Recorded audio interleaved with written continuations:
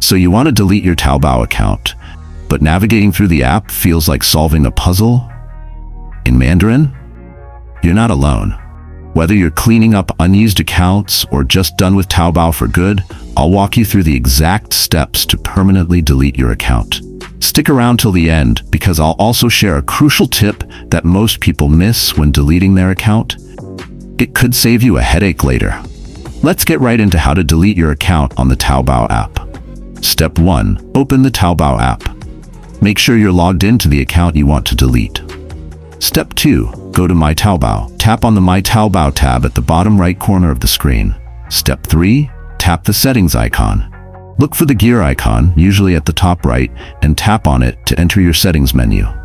Step 4. Select Account and Security. Inside the settings menu, choose the option that says Account and Security. It might be in Chinese, so look for something like 账户与安全 if your app isn't in English.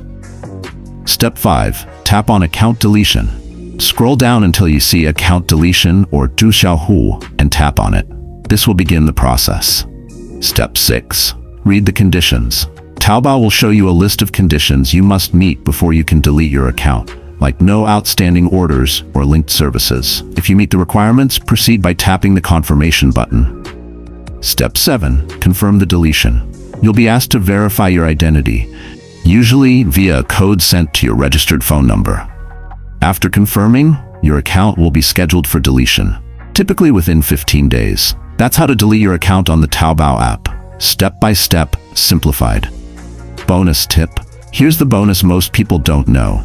After initiating deletion, avoid logging into your account. If you log in during the waiting period, the deletion process gets canceled automatically.